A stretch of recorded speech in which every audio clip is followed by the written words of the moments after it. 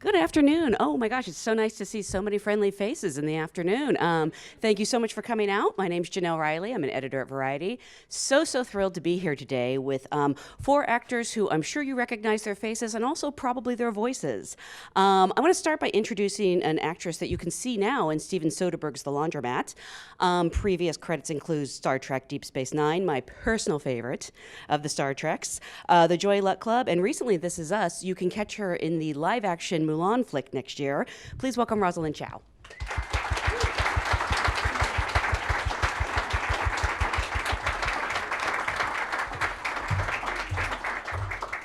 We have an actor who has appeared in such seminal classics as All in the Family. More recently, you've seen him in The Cool Kids, Designated Survivor, and you can hear his voice in such shows as Curious George and Scooby-Doo. Please welcome Clyde Kusatsu.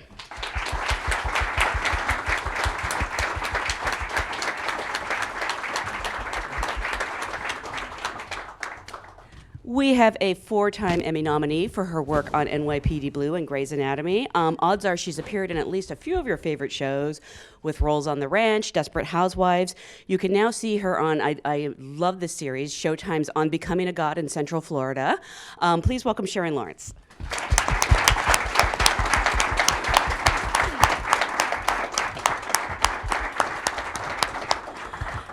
Finally, we have acclaimed filmmaker and very busy actor.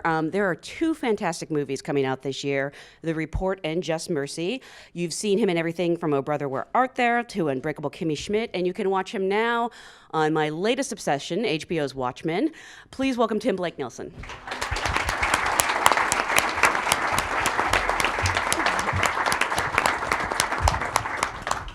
Thank you all so much for being here. Thank you for spending this time with us. This is an audience of SAG actors, so I actually always like to start by asking, how did you get your SAG card? Oh, God. I know you all have one, so. Yeah, I started as a kid, so I barely remember. I think I just remember signing the paperwork, and so I've been a member of SAG longer than a member of anything else. Really? Yeah. Do you think it was a commercial, maybe? Or I what think was your first? so, yeah. I think toothpaste, and I had rotted teeth. So it was really, the backs were all rotted, but the fronts looked Your really teeth good. are great. What yeah, do you now mean? they are. Oh, okay. Clyde? Oh, well, I did get... Oh, sorry. If you could use your mic. Oh. They're stage performers, you know. I know. I keep forgetting that. In '69, while I was at Northwestern as a theater major, a friend of mine in Hawaii said they're, opening up AFTRA. So I got to join AFTRA in '69. And then when I came to LA in '71, in '73, my first episode of TV work was Kung Fu, and I got my SAG card there. So on the official card for SAG-AFTRA, I've been a member since 1969, so I've got 50 years of membership in this union. Wow, it's amazing. Sharon? I should also let you know that Clyde not just has 60 years of membership, but many decades of service as a board member to the union, and we are also board members of the SAG-AFTRA Foundation. So he's been serving this union a long time. I started out as an Actors Equity member and then got my union card in 83, I think, or 85 on a Dan and Yogurt commercial. Oh, good. A fine product, by the way. I'm lactose intolerant, though. Are you really? It's acting. Nora Ephron's first movie, This Is My Life, was my SAG card back in 92, I believe, 1992. And I went, and the part was not written. I went and met her in a hotel room while I was out here for other reasons. You guys are making it sound shady. This is not shady. And we talked. That's all we did. And she said, I want you to be in my movie, and we'll figure out how the part is going to be written. And we kind of wrote it together. A wonderful movie with Julie Kavner and Dan Aykroyd and Samantha Fox and Gabby Hoffman when she was a little girl. actually a movie really ahead of its time too, because it was about a female stand-up comedian Yeah. when such Yeah. things were, very strange and new. Yes. Well, I actually want to go all the way back to the beginning, and I'm curious, when were you first sort of bitten by the acting bug? And there's a difference between like when you wanted to act and then when you realized that this could actually be a career. I don't know if you started out in school plays. You said you started from a very young age, but you might have made the decision later that this would be a career. Yeah, I kept resisting it. I mean, because I first started because my parents started putting me, they were Peking opera aficionados, and they kept putting me in their plays. So I had an aversion to doing, to acting for a living. So I kept trying other things. And then once I graduated, while I was in high school, I kind of realized I don't like anything else. So I, kept it up. And so I'm acting by default, basically, because I don't know how to do anything else. I'm not even convinced I know how to do this that well. But that's a whole other story. So was there a moment or a job when you said, oh, this is going to be my life? Yeah, I was actually interning at a radio station, and they wanted to put me on the air interviewing somebody, but they said I had to let go of my SAG card to do that. This is back in the old days. You couldn't be a performer and be a journalist. And it was in that moment that I thought, I am not letting go of that SAG card to sit behind a typewriter back in the day, sit behind a typewriter for the rest of my life. So that was the end game. That's amazing. And I have made the wrong choices, by the way, because No, I don't think so. You're probably much better at it than I was. Clyde, for you? Well, growing up in Hawaii in the 50s, there used to be only one station. It was KGMB. It was like the CBS. And then they started getting different stations opened. And they'd fill the time by having Penthouse Playhouse and all the film libraries from MGM, Warner Brothers, Columbia. And so I sort of grew up watching, hey, Judy, let's do a play. Let's put up the barn here. We put up the chairs and everything. And I thought, why couldn't I do that? But I never had the guts to do it. But I was involved in choir and the band in a school called Iolani, which was an all-boys prep school back then. And then when I was 14, the choir teacher said, there's a dropout. Do you want to be in the chorus of Guys and Dolls? I didn't have to audition, so I said, cool, geez. And once I was in that whole mix, I thought, I love this. This was so different. The girls were from Punahou and St. Andrew's Priory, but there was this ethos of the theater. Together, we're going to make a play. We're going to do a show. And from 14 on, I majored at Northwestern. I just took a flyer and got accepted in the program. And my freshman year, though, was a real big downer because I had a professor came up to me and said, why do you want to be an actor? There's only Tea House of the August Moon and King and I. How can you possibly make a living? And it was crushing. It was really soul-crushing. So I went back to Honolulu for the summer to work in a brewery in the night shift from 4 to 12. And I said, to hell with this one. If I'm going to have to work 10 times more than a white actor to get noticed, I'm going to have to do that. So long story short, in the 3 years, by the time I graduated, I became a working member of the theater department playing non-Asian roles. And so half the department would cast me, the other half of the department would go, and this is an example of a working actor. And then I came to LA and I had to start all over again because all of a sudden at that time, you were an Oriental American actor. Mm-hmm. So it's been a journey, but you know what? That's where you learn perseverance and resilience, by pursuing that which is what you love. And I'm very grateful and fortunate to be, this is my 46th year in front of the camera. So, and I think I still got it. I still get called to audition and stuff. So, and it's cool. And well, as Sharon mentioned, being of service is the ultimate in really fully giving purpose to the artistic element, because you're helping for the other people coming up, and you're opening up the gates and ensuring that the institutions and organizations are there more so now than they were before. So. Absolutely. And thank you guys so much for your service, by the way. I'm obviously very fond of this place. Sharon, for you? I was born this way. My family, the Scotch-Irish storytellers, they could all sing, and so that was how I was made. And the public school system in North Carolina at the time was very invested in performance programs, whether they were choirs or the drama department. The church I grew up in, same thing. So my aptitudes had support. I always say if I was good at math, maybe I would have done something else. But this was what I happened to be comfortable at and had a knack for. And I didn't think of it as a career option. My father, who also went to Northwestern, before you did, got his degree in journalism, but acted in plays. And so I could see that it was a good hobby and a sideline. I got my degree at UNC Chapel Hill in journalism and did a lot of the theater department.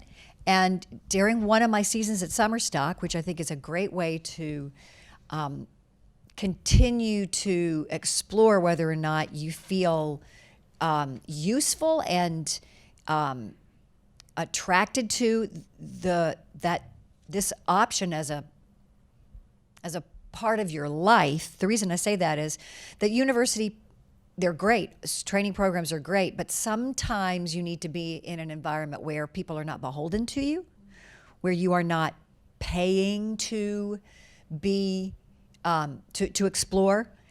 And because I was working with people that had no particular investment in me, but said, you could do this, and I could recognize that I was able to keep up with the pros that they brought in from New York and other people that were hired from around the country, I thought I'll give it a try in New York. And theater was my source of income and my passion for nearly 10 years there. And then technology shifted my perspective. When I left high school for college, shows like Dynasty were on, and they didn't really interest me. Those kind of people that, I don't want to say the storytelling, but I didn't identify with those kind of characters. And then I didn't watch television because I was working at night or in school and then on tour and living in hotel rooms and didn't see television until the VCR became ubiquitous and I could afford one. And I started recording shows while I was working at night. And at that point, shows like China Beach and 30-something and LA Law were on, and they were more about real people that I could identify with, particularly women. And I had spent so long telling the same story over and over again, 8 times a week, some shows for 2 years at a time, that the idea to play a character that could evolve became interesting to me. And that's when I decided to come to Los Angeles with no connections, really I didn't know. I had a few friends here, but I certainly didn't have any advocates in the business. But it was technology that changed the way I saw the opportunities. Yeah. Tim? I acted in high school because an English teacher dragged me in to a Shakespeare production, and I really enjoyed it, playing Peter Quince in Midsummer Night's Dream. Wait, that was your first role in a play? Yeah. They just, okay. I mean, that's just kind of amazing. You've never acted before, and they put you in Shakespeare and you're Peter. Yeah, and then I ended up playing that in Central Park about 10 years ago. But which one were you better in, honestly? Yeah, I think Dan Sullivan's production was better, and so I'll go with that one. And then I went off to college to become an academic. I was going to be a classicist.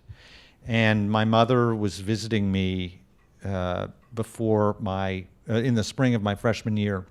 And she said, "What are you going to do this summer?" And I said, "Well, I'm going to come home and live in the house and maybe get a summer job and then come back to school in the fall." And she said, "What do you want to do with your life?" And I said, "I want to be a classicist, a Latinist, maybe teach high school or be a professor." And she said, "Well, that's great. Nothing would make me happier. But you did like acting in high school, and you don't even have a girlfriend right now. You have no affiliations, and you have no financial responsibilities anywhere. Why don't you take advantage of that and just go act in a summer theater somewhere or be an intern? Do something risky this summer instead of just coming home," which was very generous of her because my father had just recently walked out on us, and she would have liked the company. And so I went and worked for a summer theater.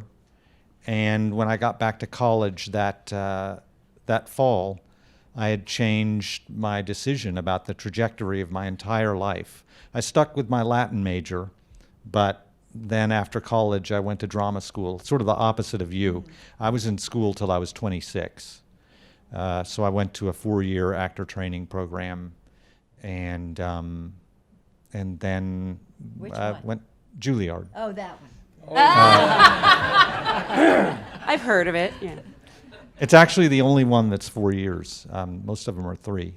And then that was it. And then I started working in theater. That's amazing York. because I feel like there's maybe this cliche has sort of faded, but like for a long time the thinking was parents didn't want their kids to be actors. Like, no child of mine will be an actor. And she actually saw that in you and encouraged it. Was that anyone else's experience? Oh, it was, really? Yeah. Well, yeah, you both came from performing families. No. No. You and you, right? My father was a journalist. My mother could sing, but she was shy, but they valued it. Yeah. Yeah.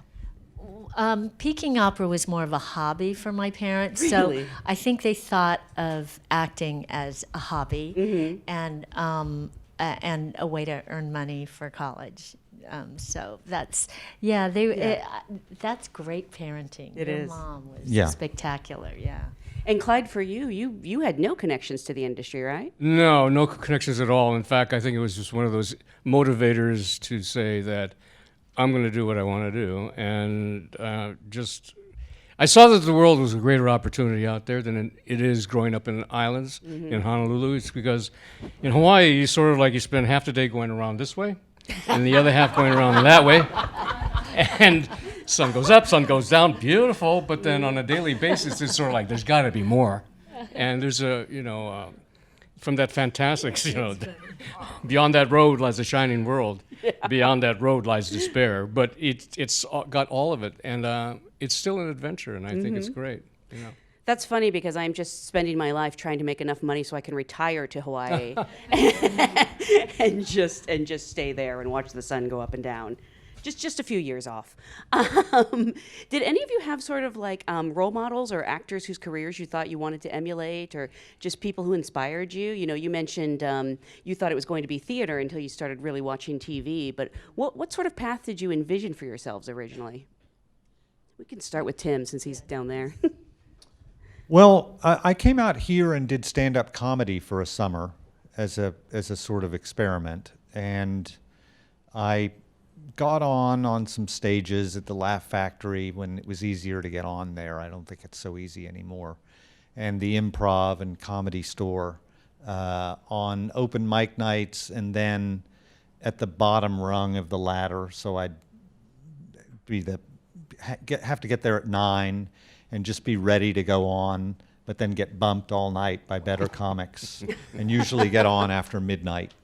And I suppose I learned from that experience that I needed to go to drama school, that I didn't want to pursue a career through the ranks of stand-up comedy, both because I didn't think I was very good, and I really wasn't. What I was doing was quite derivative, and also because I didn't feel like it would give me a foundation for a career doing this, and that as a character actor, I would really need to explore all avenues toward as many different parts as possible. In other words, pursue an approach that would allow for the most elasticity in terms of the types of characters that I could play as a short guy with, not a cover guy face. And so I guess the actors who interested me were, of course, the character actors. And that was really everybody from, Jonathan Winters to Peter Sellers to Lee Van Cleef. Just the oddballs and the eccentrics who seemed to be able to humanize daring choices into a dimensionality that occasionally I've accomplished as an actor. I did not in the project you and I did together. We did a movie together, in which I'm dreadful, but she's very good. second. But I disagree. Yeah. I don't think you've seen the movie. Are you sure? Yeah. What's it called? Deidre and Lainey rob a train. Oh, maybe I haven't. Actually. Yeah. Wonderful filmmaker, and nothing against Yeah, I don't like him either. the filmmaker or anybody else involved. But yeah, I was a 3 and out on that one. But let's move on. And Sharon, for you, I mean, you mentioned you originally thought it would, sort of be theater. I don't know if there were theater actors you looked up to and admired. Yes. The impulse that hit me when you said it, I was thinking, does it still apply? And it does. Shirley MacLaine. Oh, yes. And it was because she was so all of her work was so honest. She had great skill and freedom, and that freedom, I think, is what drew me. That essence, that quality, I think, is what I was so attracted to by her. And I still am. And her freedom, not just as an actor, but as an advocate, as a pioneer, as an explorer of things that are off the charted path. And she will always, I think, be someone who I know influenced me very early. There are plenty of others, and it is character work that attracts me the most. It always has, but I'm grateful now that we as women have so many more women that are telling the story, that are creating the content that we portray, because it really does make a difference in the dimensions that we're able to bring to a story and to a portrayal. Absolutely. Have you ever met Shirley MacLaine? I did, yeah, I did. I believe it was a big event around a political season. It must have been maybe when Clinton was running, and that's when I met her. And she was, Wow. crusty and saucy and all of those things that wouldn't surprise you. Yeah. And I remember when she was honored with the Golden Globe Award, I guess the DeMille Award, and that was a night that meant a lot to me, because Yeah. she was really able to look back, and we could all look back with her and see the compilation of the retrospective really shows what she's accomplished and how long she danced and sang, and that at this stage of life, I really do admire. My last big musical performance was in Chicago on Broadway, and I was 40 years old, and I know, because I started when I was 22, as a professional dancer 8 times a week, and that's such a difference than when you're doing it, just in class. Yeah. And the fact that she continued to do it, standing up on a stage in Vegas, everywhere, touring, you got to respect somebody that has that kind of discipline. Absolutely. And I saw you in Chicago, and you were amazing. You did all that? I'm glad I don't have to make a living doing that anymore, because it's rough. It's like being an athlete, and that's why she transitioned, and she did it with grace. But she hung in there for a long time. I was exhausted watching you in that show. It is such a workout. And Clyde, for you were mentioning that, when you started, they told you probably wouldn't have many options. So I don't know if there were people you even looked to, Well, let's be honest. I mean, back in the 50s and 60s, there weren't many people that looked like me up there on the screen or in the box. So I did more gravitate towards the British actors. It seemed like Sir John Mills, Alec Guinness, and all actors of that ilk. And I did a lot of watching. I did a lot of observations and stuff like that. And the Asian roles that were being played at the time were very subservient, were very stereotypic, not role models at all to look towards. So it was sort of like, I think I had an openness like, why not? And I become a member of the East-West Players back in 1972 here, at a time when the way to break through was to demonstrate to the writers, directors, and casting directors that Asian actors could do more than Tea House of the August Moon. And so East-West Players, the whole bent was to do Chekhov, to do Ibsen, and all those other plays with Asian faces. And we're quite successful in breaking down those stereotypes and having people. And those were the days when there were critics for the LA Times and on the trades, and people would see a good review and they'd come to see your show. Yeah. And so would a lot of members of the professional industry. And so I believe I did get a lot of viewership from them to be brought in. But even within the Asian community of East-West Players, I was considered an odd duck because I would practice these different accents and, oh, you're right, mate, you know, don't know what's going to happen and whatever. I said, why is he wasting his time with all these accents? He's never going to get cast. And why is he screwing around with, well, I got to do John Wayne. The hell you say? And I found myself, why not? And a lot of times, this is back in the 80s, I was doing a 2-hour Magnum in Hawaii. And in between shots, you go, well, boys, we're losing the light. The big black tower ain't going to like it. We better burn some films, do some giddy up here. And they heard about it. And the next season, the executive producer wrote a role of a Japanese-American HPD detective that drove Tom Magnum nuts doing John Wayne. And I found, you know, you can get on a bench, you can scream and wave a white T-shirt with blood on it, saying this is not right or whatever. But sometimes maybe the best way of breaking down those barriers is to showing the possibility and have people in the Midwest go, hey, I like the dude that does John Wayne. He's pretty cool.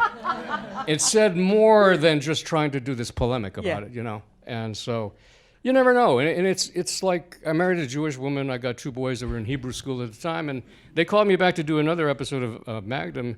And that's when Stephen J. Cannell loved to moonlight being an actor. And so I was a detective and he was the house detective. And we were talking. I said, yeah, my kids are in Hebrew school and everything like that. They're going to Hebrew, they're going to be bar mitzvahed and everything like that. Then a year later, there was a groundbreaking show called Wise Guy. They did arcs of 9, arcs of 10. Yep. And so I wound up getting cast as this FBI district officer that spoke with Jewish aphorisms and stuff like Amazing. that. Yeah, my ID's a ganza macher. What can I tell you? Mel Prophet, the sugar. What I can tell you. And it worked. But then again, that was another way of breaking down people's conceptions of it all. So many times, I think, in the early part of my career, there always used to be the Chinatown episode or this or that episode. I never got cast. For some reason, I could never blend in. But if you got the quirky guy that happened to be Asian, I'd get cast in the thing. But I think in the long run, it did me better justice because it gave me a different kind of challenge to do. Absolutely. No, that's amazing. Sure, I'm not going to step on that.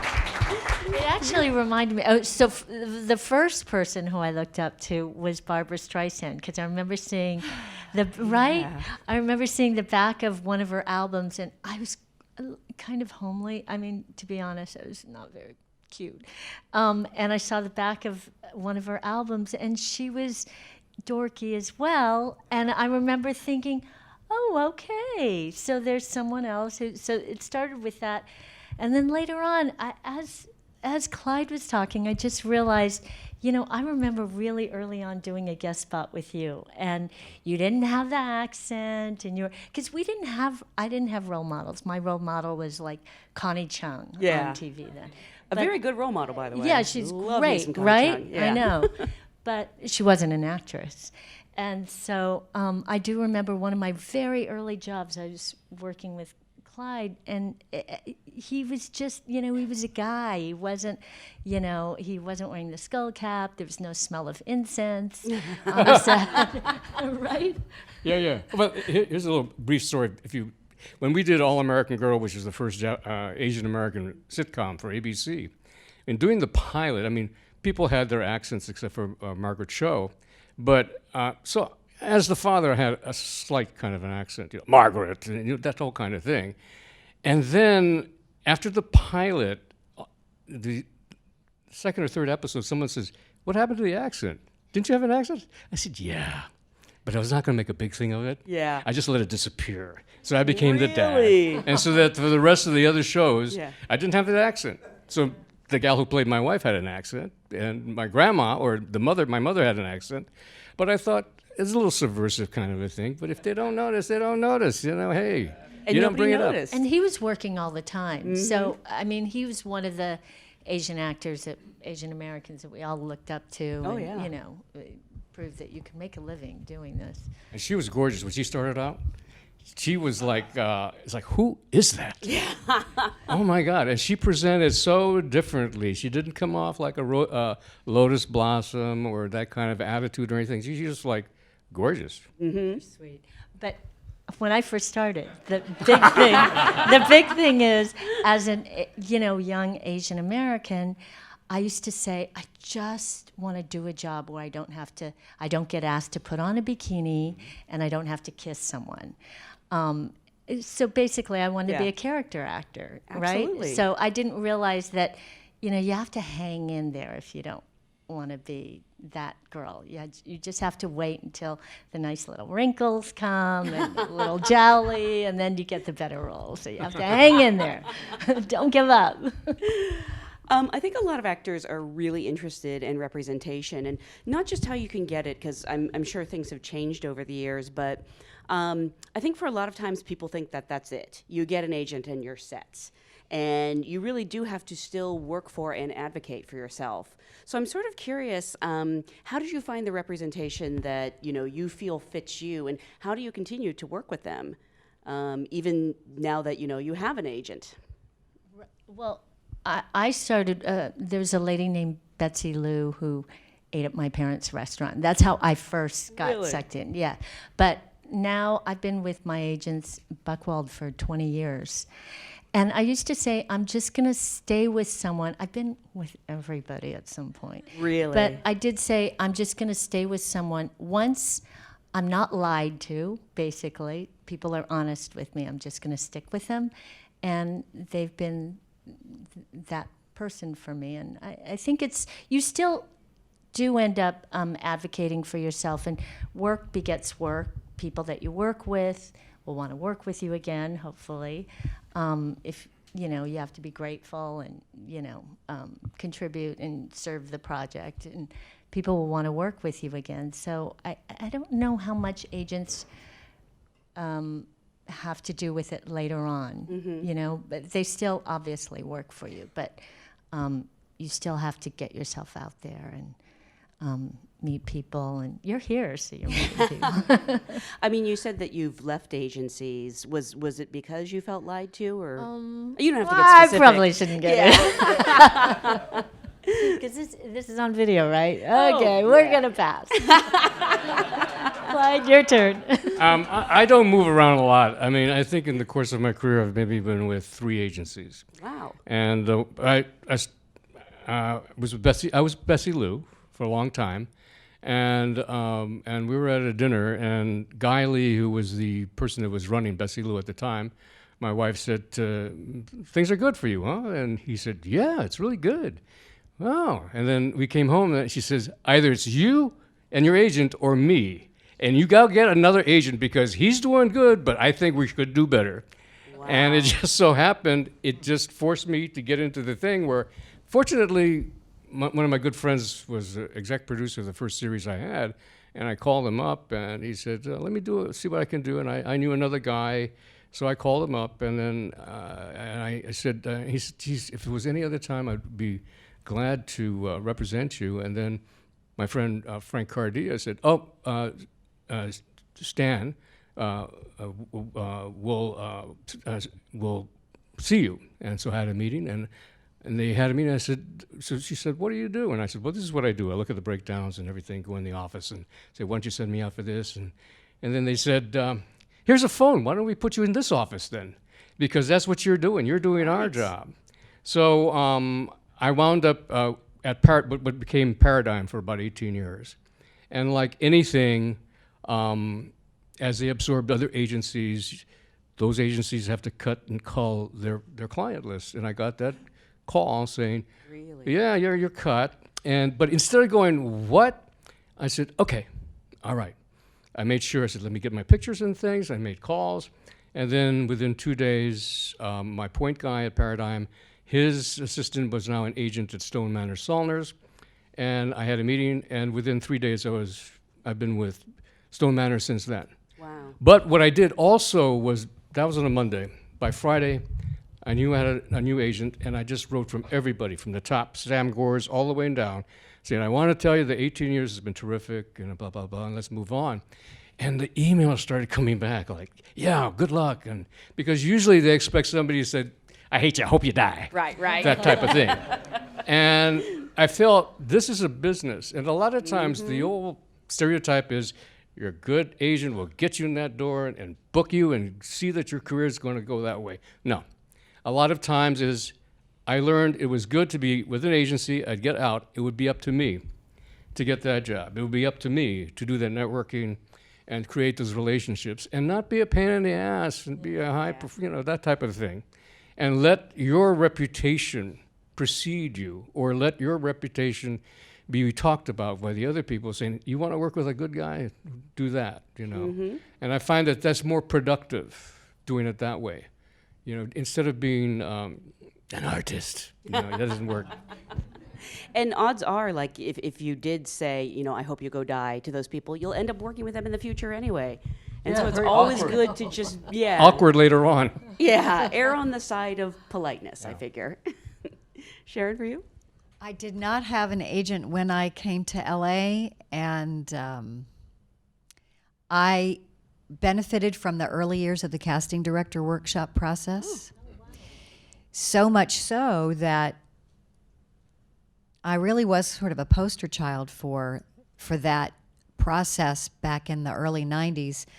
I knew what I was castable as. I understood that. When I came to LA, I was already 30 years old, and I think there was a real advantage to that, knowing that I would play businesswomen, and I was strategic about which workshops I would go to, because the idea of, we can say it, the pay to play wasn't the way that it was thought of then. Mm-hmm. It was an opportunity to learn what the casting process was like. And for me, that was important because I had really done musical theater and I knew how to get cast that way. But I really didn't know what the process was for episodic television. And that's the way I envisioned my way in. I wasn't thinking movies, and I was thinking guest spots. So I chose a casting director that was working on a creator whose series I had admired, and that was Stephen Bochco's shows. Like I said, 30-something. LA Law was a show that I admired. At the time, they were casting a show called Civil Wars. I read a scene, like you do, and got a call in because we had pictures and resumes at the time, and direct numbers and pagers and all those things. Pagers. And Junie Lowry Johnson's office was who was casting that, and the assistant was Scott Gankinger, who's still doing that work. They both are. I got the job, and then a few months later, I got called in for a new series by Bochco called NYPD Blue for a day player that was written for a man. The character was an assistant district attorney. They liked the chemistry with Dennis Franz and I because we had an adversarial scene and thought it might be an interesting idea to extend that scene and change it from more in the first act to the teaser. They saw us in New York together because they flew me out to reshoot that as an exterior, and that's when they really recognized that we would be an interesting couple.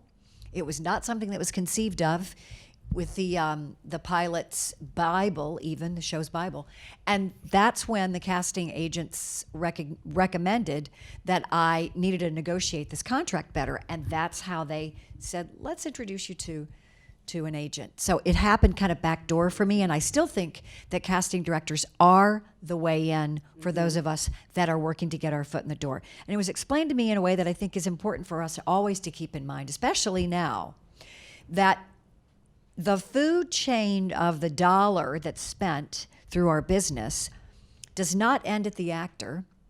It ends with the agent or managers, because we're paying them. So if you think that you're beholden to your agent, that's not logically correct in the way that the system of the business is set up. But who's at the top of the food chain? Any thoughts who that would be? I mean, producers, directors? The audience. Ah, And that's why more than ever, your access to the audience is really important. That's why YouTube stars are who producers are looking to be in business with. So that's important to remember. And it changes your perspective about what your power should feel like to yourself and to the people that you're working with. And what power you have if you do create your own content. I actually, when you mentioned earlier that you didn't watch TV and it was because of the advent of the VCR, I was thinking kind of the current example now is we can film anything we want on our iPhones. That's right. Yeah. And it's another reason why I represented, or I ran Women in Films Foundation for a long time. And at that point, one of our main goals was to give film finishing funds to women, because many women would start a film and not be able to quite get the sound mix done or the composer or what they would need to actually launch it out into the world. And there were more women that were doing documentaries and getting stuck, but more women always applying for these funds because cameras were getting smaller and smaller. Yeah. And the lighting equipment was more and more compact because it wasn't as necessary because cameras were better. So that's another reason we can all do our work is because technology changed it. Digital Absolutely. changed it all. And Tim, for you, I mean, you started as an actor. You also segued into directing pretty flawlessly. But did you start out just primarily wanting to act? No, acting and writing, and mainly acting and writing. I initially wrote for theater, and I wrote a play that was then made into a film that I directed. Is that Eye of God? Eye of God, yeah. Wow. Yeah, in 1997. Oh my God, it's a great movie. If you haven't seen it, go watch it. I think it's on Amazon Prime. Oh, is it? I think oh, so. Oh, great. All right. But yeah, that was my first film. And then I started directing movies, and that's been a wonderful pursuit to go alongside the acting. What these guys have shared in their answers, which will thankfully keep mine very short, is to foreground an absence of rancor and resentment. Mm-hmm. And each of them, I think, beautifully, in their own anecdotal ways, each of them has told stories that just don't have any room for rage and recrimination, and to take every setback and every challenge and turn it into opportunity that's fueled by belief in yourself. And I think that's what each of these answers has shared. And rather than give my own long-winded answer that would just say the same thing, I really love what they said. I think that that's really, really important. And it really is fueled by a belief in yourself. Mm-hmm. So when you started out, did you were you selling yourself as a writer, actor, director? Was it harder for you to sort of find someone who would represent all facets, or were you mostly concentrating on finding someone to represent you as That's an been actor? a kind of interesting journey, and I really it began in drama school because I went to Juilliard at a time when they really valued the leading actors more than they did the character actors, to the extent where one wondered, well, why are you having a rep with these character roles in it? And why did you bring us all in if so much of the attention and focus is going to go to the tall, good-looking leads? And I was particularly ostracized in the casting process. It was difficult, but I was always writing. Mm-hmm. And for our fourth year rep, I didn't really have much to do. My biggest role was Fabian in Twelfth Night. And so I went to the administration And it was a tiny school. There were only between 15 and 20 of us per year. So in the whole school, about 50 people, 50 students in the 4 years. And I said, look, you really haven't given me much to do this year, but if I write a full-length play, will you produce it in the rep?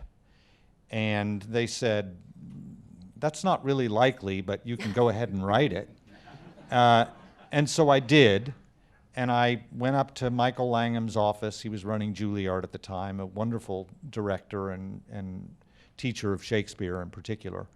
And we did a reading of it in his office, and they put it in the rep. Wow. And so it was produced along with Shakespeare and Carol Churchill and I think Len Jenkin and Chekhov, and in the rep. And that set me on my way when I graduated from Juilliard in both writing and acting, because I got a writing agent as a result of that. And then this is, again, what I loved about your answers, all of you, is just not taking stuff personally. I was very bitter about my casting, but with a lot of thinking and sitting with myself, I decided that I wasn't going to let that infect my life and that I would find a way around it. And similarly, I was more successful early on as a writer-director. And so I signed with a bigger agency in Los Angeles, and I've always lived in New York and still live in New York. And I felt like I wanted them to represent me as an actor too, so that my career could advance a bit. And I asked the agency if they would represent me not only as a filmmaker, but as an actor. And they said, no. Really? You're just, it's not a good business proposition for us. And I was just an off-Broadway actor. I felt I had a lot of promise, but there just wasn't the evidence for them that they were going to make money off of me. And then I was sad and licked my wounds and stayed with a smaller agency in New York that didn't have an LA office. But then, just because of my relationships in New York, I ended up being offered the role in Oh Brother, Where Art Thou? Mm-hmm. And then I asked again, because I wasn't going to let the fact that they'd rejected me the first time get in the way of what I knew was in my best interests, which was to have it all under one roof with a good LA agency. I didn't want to have two different agencies. And so I had no pride about it. I just knew what I wanted from a business point of view, what was going to be best.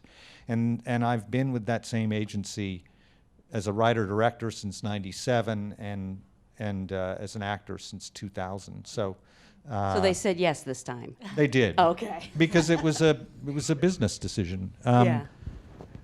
But you're right. Your question is a smart one in the way you framed it, because the agency doesn't solve your issues. Mm-hmm. It really is about behaving yourself when you get work so that people want to hire you again. And it's also about doing everything you can to wrest control over your future as an actor from others.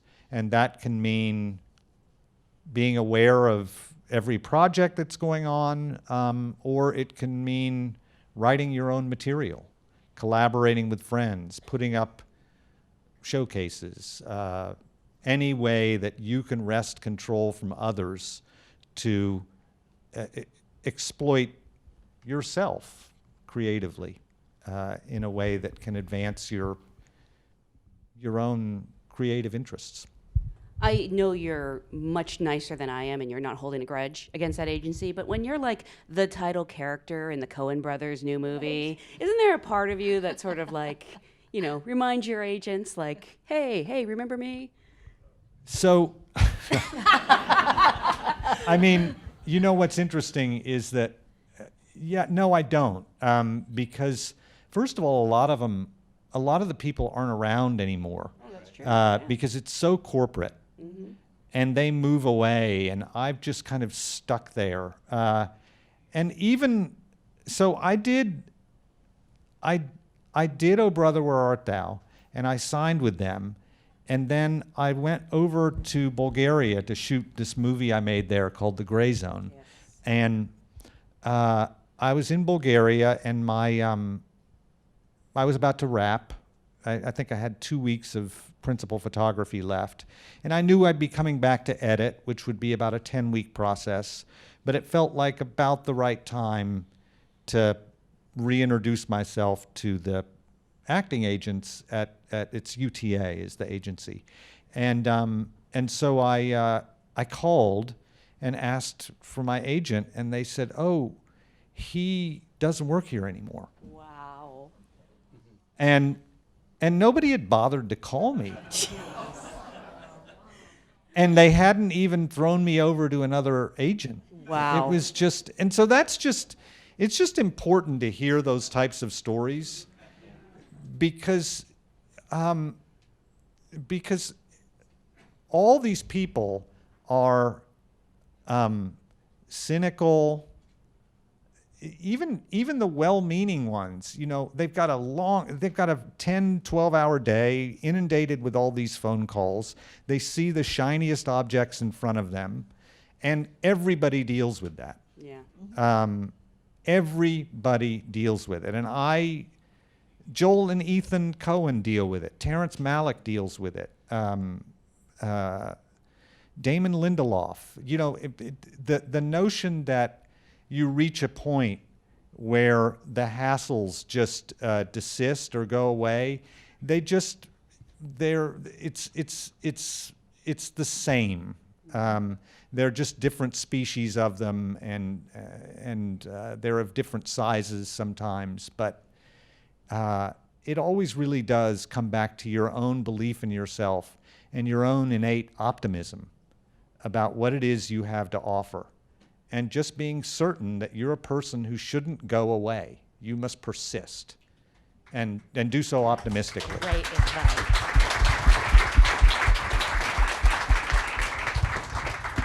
And speaking of situations where you sort of feel like you don't have any control, I think actors are very curious about the audition process. I don't know if anybody really feels like they're good at it. Actually, that's not true. I do know some people who think they audition well, but I don't know when the last time was any of you actually had to audition, and if there's any hints you could give us to make it any easier, what your experiences have been, if you've had any of those like legendary awful experiences that we all hear about. I have a really good tip for you guys.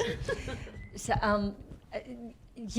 I don't love auditioning, and I'm not great at it, but I do feel, firstly, you have to fill your life. Your life has to be, you can't just sit by the phone and wait for an audition. Fill your life so that the audition doesn't seem like the thing that's going to change everything. Secondly, when you do have to audition, and you're free to use this, I always look at where the audition is. I can't believe I'm admitting to this. And I look for something to eat or some treat that's right nearby. So back in the day of the cupcakes, remember? Oh, sure. So Sprinkles was on Beverly Boulevard. And anytime I had an audition, I would make sure that I would drive by Sprinkles and treat myself to, it got to be such a habit that I would walk in, they'd say, lemon?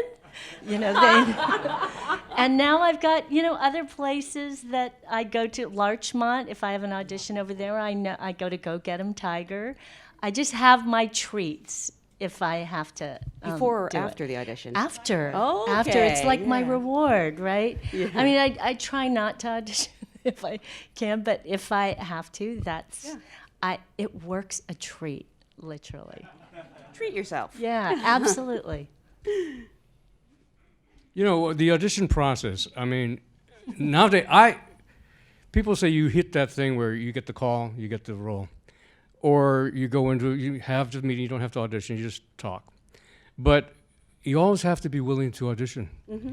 Because it's sort of like, you may be Jerry Rice, who's one of the best wide receivers, but the reason he stayed in the game as long as he did, because his training regimen was very disciplined.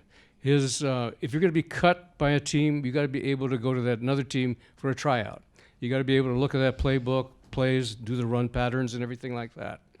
So I've learned to treat auditions as the opportunity to meet some people that you have never met before. And this business has grown so vastly. There was a time when you knew Junie Lowry Johnson and everybody else knew you. You walk in and go, hi, how you doing? But now, cut the attitude out. You're there to present yourself and your talent. I've learned to look at when I walk in with my audition pages, it's chock-a-block with red dots and maybe things lined to say, take that pause here, and then maybe add a little something here and there. So I'm prepared if there's like 2 scenes.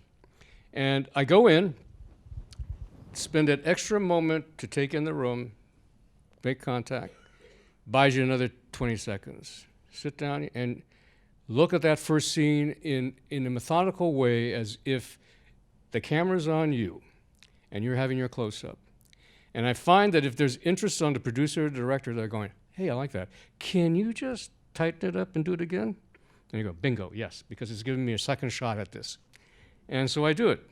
And sometimes I go, oh, I had it where it says, you mind picking up that other scene? We weren't going to do it, but would you do the scene? So it's fine.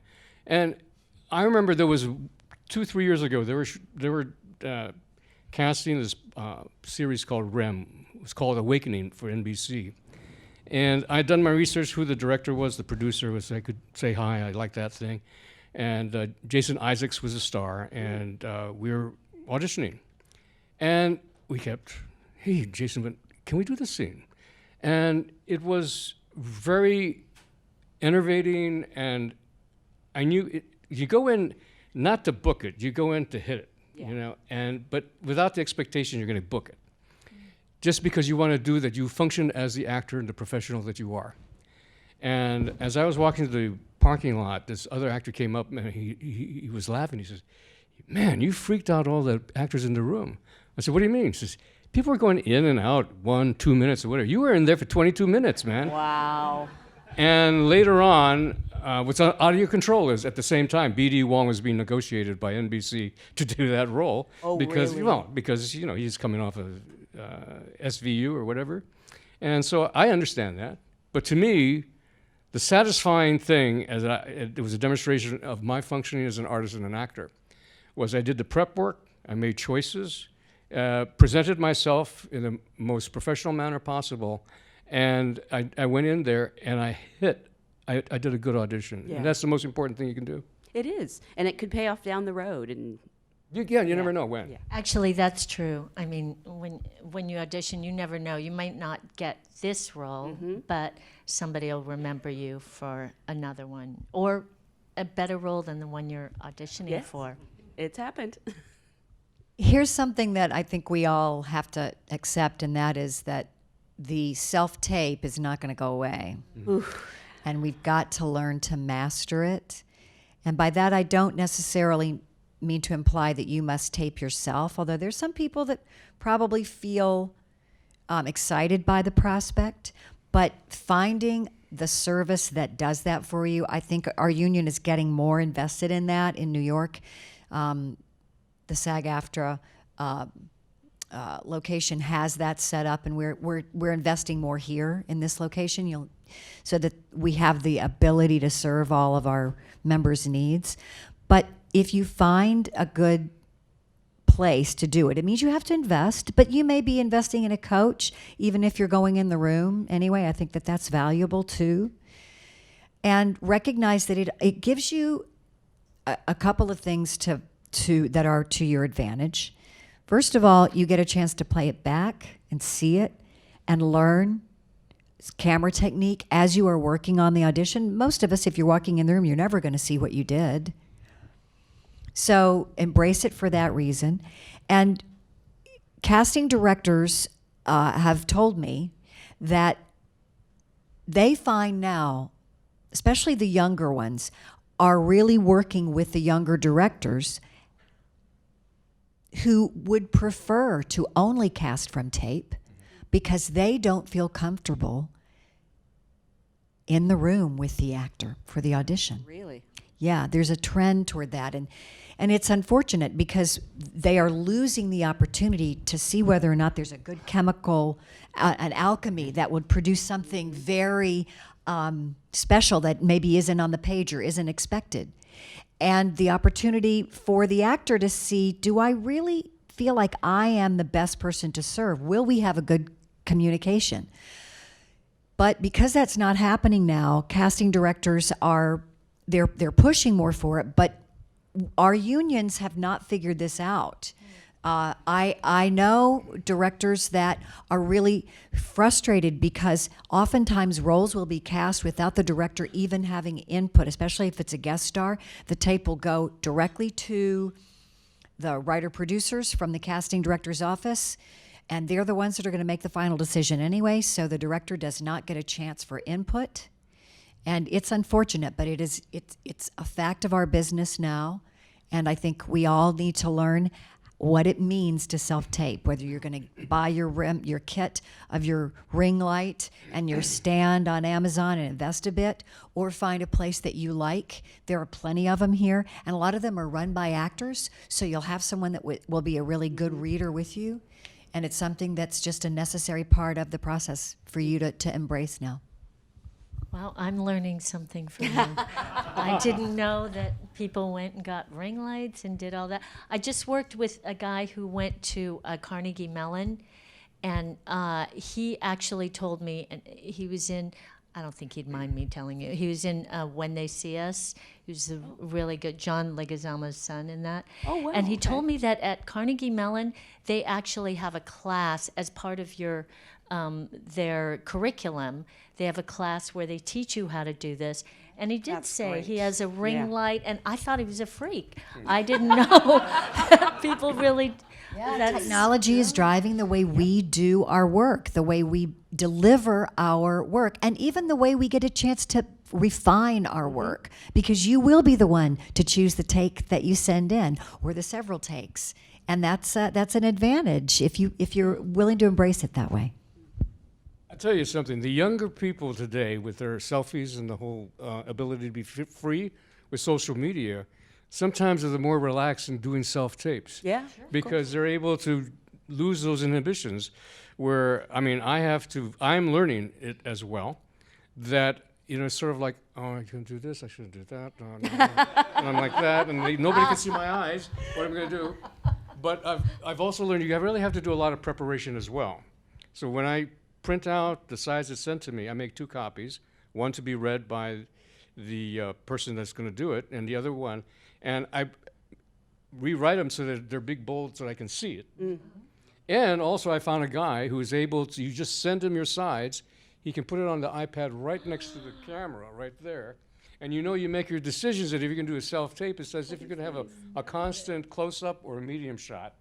And so you can look that fourth eye and also realize, okay, there it is. You don't have to try to, what did I say that? You're spending your time too much trying to memorize it and to be perfect. They want to find that essence. They want to see what's there, what you're going to bring out, and that's where your job is. Sometimes I think it's about both worlds, you know. I think you miss out on that person-to-person contact. A lot of it you do miss out on. But it is, if you got the willingness to keep on growing and don't go, I've been in this business for 50 years, I don't have to do this shit. No, it's not. It's not at all. You know, it's about being able to always adapt to learn and grow as you stay in this game longer than possible. You adapt. Tim, I felt like you laughed knowingly when I talked about bad auditions, so I didn't know if you had something to contribute to that or. Oh, so many of them. But I think those are just stories, and they're funny, and, you know, maybe some other time I can tell some of those. But as somebody who auditions people, Exactly. Yes. I will say, and I don't do the, I'll look at self-tapes, but I have to meet an actor before I would put them in one of my films. So that might be a way of meeting an actor or seeing an actor because they can't come in and meet. And then usually I'll call that person if they've made the effort to self-tape. If they're creditable, then I'll say, come in and let's meet and work together. But I think it's important to understand that many directors aren't doing that. And so just because I do doesn't mean that this isn't extremely useful information, because it actually is. When you do come in and meet those codgers of us who still want to meet face-to-face with actors, understand this. When I audition any actor at any time in the process, I want them to be the person. That's desperately what I want. And if I've already seen an actor who really works well in a role, nothing makes me happier than seeing another actor who could work well in the role. That's exciting for me. It's a positive. So to use a word that I won't use anymore because I'll start to sound redundant, but there's an optimism on the part of the quote-unquote auditor, the person auditioning you, when you walk in the room, that you're going to solve an issue for him or her. And if you can internalize that and understand that the person behind the camera or the desk or at the other end of the sofa wants to meet you, that they are happy you're there, they want you to succeed, it takes an enormous amount of pressure off you. And you must remind yourself of that. If you have to write it down, whatever you need, you must remind yourself of that before going into a room, so that you're not promoting this or projecting this notion that you don't like being judged, or all that perfectly human detritus that we bring into the room that inhibits us from doing our best work.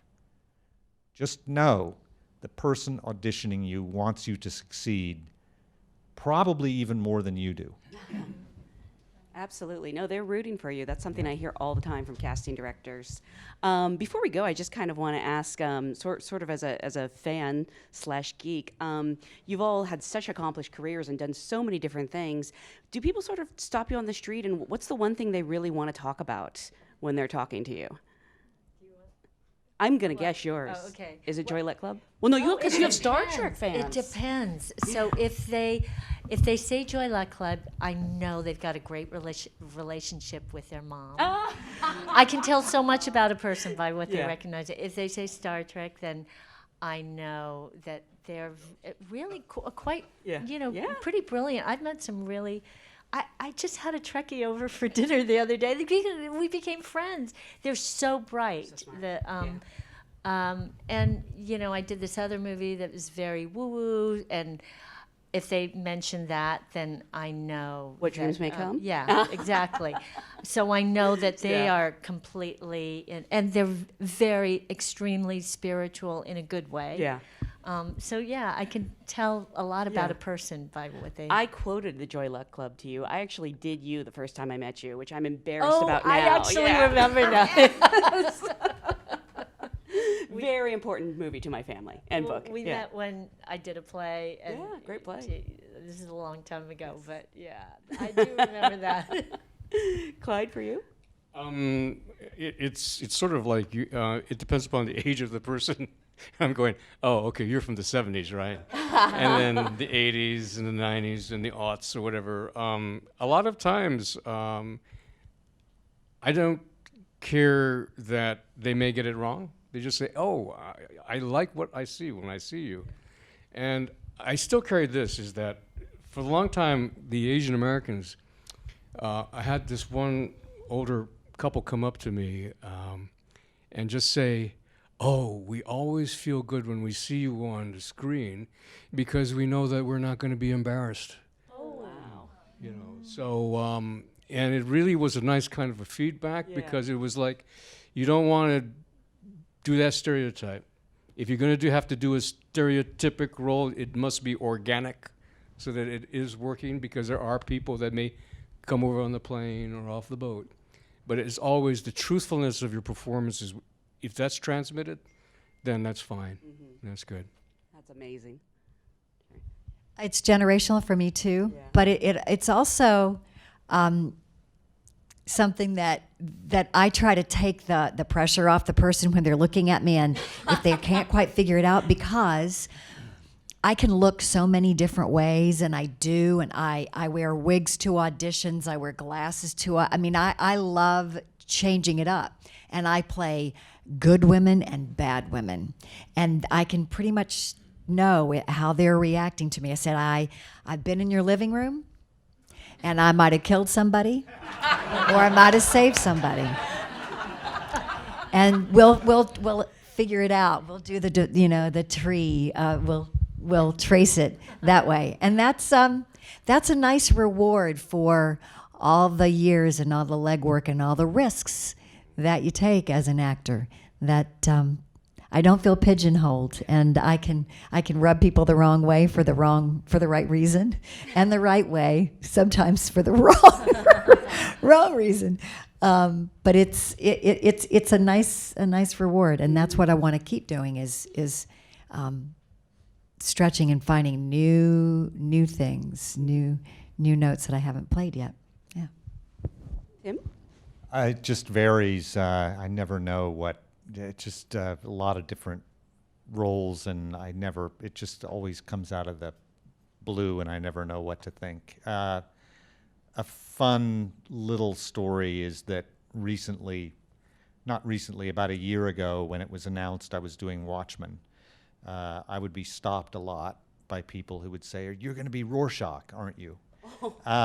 Interesting. Yeah. And Rorschach is this proto-fascistic character in the original Watchmen graphic novel.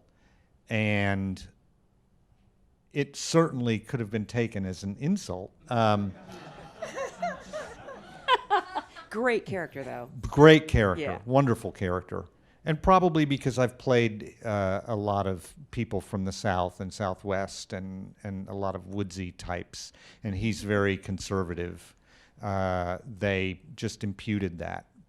But I thought to myself, well, Jackie Earle Haley played that part so brilliantly in the movie, in the Zack Snyder movie. That's a compliment. Because anytime I can be with Jackie, who's a great guy, in the same sentence, he's an actor's actor, and if I could play the same part as Jackie, that's a great thing. And so I started being very happy about the questions regarding whether I would play Rorschach. Which is funny because Looking Glass is really kind of the anti-Rorschach, if you think about it. Yes, in Yeah. a sense he is, but then in a sense he's also his own sort of Rorschach. Mm-hmm. Two sides of the same coin, yeah. Right. Yeah, because people see themselves, and he's reading their responses to their own image in the way that a therapist reads a response to a Rorschach blot. Mm-hmm. I really hope you don't die this season. I just want to say that now, because the body count on that show is high, and I love that character. All right. Well, I want to thank you guys so much for coming out and spending your afternoon with us. We so appreciate it. Thank you guys for being a great audience.